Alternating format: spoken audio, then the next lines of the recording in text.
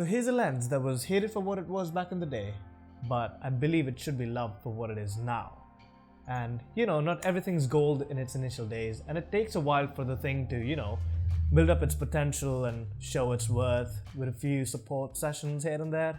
And that is pretty much what is going on with the Sony 50mm f1.8 non-OSS lens.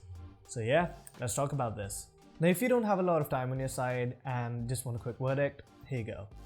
If you're somebody who's starting out with photography or videography, especially on the Sony ecosystem, say the full frame cameras or even APS-C, I believe this lens is one of the best purchases you can make being a beginner or even an intermediate photographer or a videographer. I don't know what I said, intermediate, whatever I said, I meant intermediate. This is a really good, inexpensive lens to begin with really little compromises, and yeah, you should be overall really happy with it.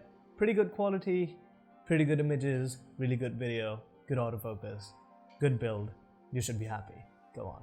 Right, so with that being done, I believe you're still hanging out because you want a little bit more insight or a little bit more detail about what this lens is about. Alright, so this was the exact same lens I was talking about in the first 10 words of the intro. The exact same lens, exact same hardware, no changes, no second version, no, none of that. It's the exact same lens, the 50mm 1.8 non-OSS that was introduced back in the day for the Sony sensors, Sony cameras. So what actually changed about this? I think, you know what, we'll get back to that because we YouTubers, we love to build suspense, views, watch time. Let's talk about the build of the lens, right? That's a good place to begin with. So this being one of the cheapest, if not the cheapest Sony lens out there, talking about full frame, this lens is completely made out of plastic for the most part, be it the body, lens cap, back cover, or even the lens hood, which yes is included in the box. This is entirely plastic other than the mount, which is metal, thankfully. Although they did cheap out on the lens with the build, they did take care of the mount with metal, so that's a really good sign right off the bat. Not a lot of lenses out there have, a metallic, mount. I keep forgetting. And the fact that Sony's given it to us, it's a huge deal. So, pretty sturdy, that should not break your camera or your lens easily. You would notice that this lens is actually slightly bigger than your typical 50mm 1.8 lenses out there. Not talking about the pancake lenses, but other than that. And this is because the main element inside and the mount outside, they have a lot of gap, which allows me and a lot of other YouTubers and reviewers out there to conclude that this lens was originally made for a DSLR setup and then was mounted, the body was adapted or changed for a mirrorless camera setup, especially the full frame ones.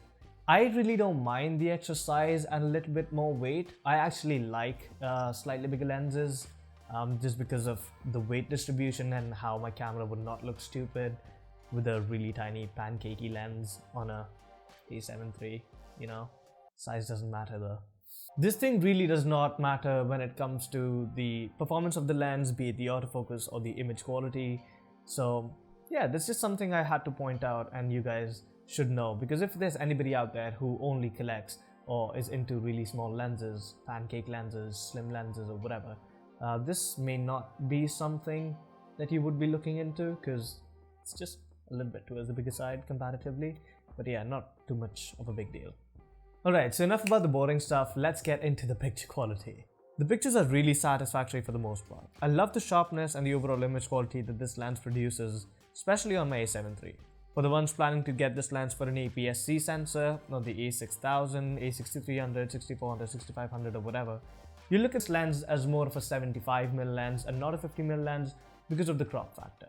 But the image quality for both the sensor sizes is more or less the same apart from some color fringing on the corners for APS-C, but we will get to that in a bit. Where I was a little bit disappointed was the fact that when I was shooting all the way wide open at 1.8, the image quality did drop a bit in sharpness and contrast, but you are expected to see the lens perform a little bit worse than its middle points on either ends, because that's just pushing the lens way too far. So if you're using this lens to shoot anywhere between f2.4 to f8, you should have amazing picture quality, less vignetting on the edges, and really good contrast, great colors, no color fringing, just about, and overall sharpness even in the corners would be really good. But if you're pushing this to 1.8 or say f22 or even slower, then you will notice some quality loss, but it's not bad to the point where it's noticeable to the naked eye. Yes, the trained eye, the professional eye will be able to tell the difference instinctively, but for someone who's just getting into it, this is just fine. Even for amateurs, you're perfectly fine with this lens, especially if you're putting stuff online. Where you will have problems though is if you're shooting for something huge, say billboards or huge advertisements. That is where you will see a bit of a problem. But then if you're doing that job, you might not need a lens as cheap as this. And as I spoke about this before, color fringing on the corners is quite noticeable when you're using APS-C sensors. But again, all these changes are only visible when you're zoomed in, say 200% of the image. Now let's get into something this lens was absolutely hated for back in the day. Its autofocus system. Now to be fair to all the people who reviewed this lens when it first came out, yes, the autofocus was terrible. I was one of those people who was using this lens at that time. And let me say that this lens was a piece of shit when it came to autofocusing. It would just not lock onto anything, would not detect faces. Even time lapses were a problem unless your aperture was really closed. But yeah, autofocus was a big problem on this, and I would barely even use it. But then, here's the thing. Sony came up with a version 3 update on their cameras, which was primarily to fix the autofocus on this lens. So the compatibility of especially the A7 III with this lens got way better after the version 3 update. And ever since the A7 III got that update, this lens has gone from say 25 on 100 to 85 on 100. That was a major update, especially for this lens. So the eye tracking, face tracking, even animal tracking, autofocus works really well. Even object tracking works. Absolutely fine. And I have no problems with this lens whatsoever, especially considering the price I've paid for it.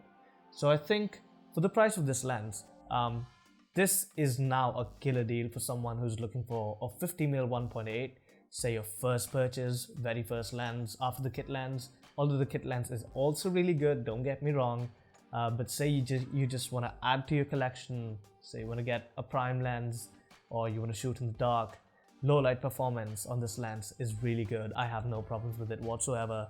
Even when it's open 1.8 in the dark, shoot in RAW, edit it, amazing pictures. I do not mind.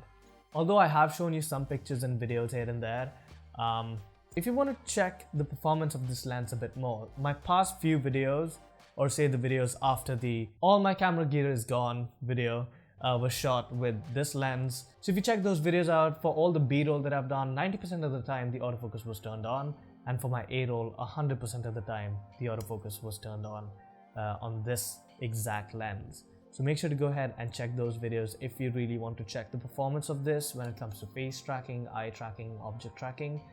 And yeah, pretty sure you will not be disappointed. And yeah, I believe that is it for this video. It surely has been a while since I've been in front of the camera. It does feel weird. I'm back, and I'm probably not going anywhere now. I'm gonna try and be regular. I cannot make any promises though, but I'm gonna try my best. A lot has changed, as you can see. I'm not in my own room now, although this is my room, but not that room. You get the point. I mean, if you've been watching my videos for a while, you know what I'm talking about. But yeah, a lot of things need to be explained by me to you, and hopefully I'll probably make a video about that if you want. But yeah, anyway, if you like this video, make sure to drop a thumbs up. If you think one of your mates needs to see this video, make sure to share it to them, and I will catch you guys hopefully in the next one. Later.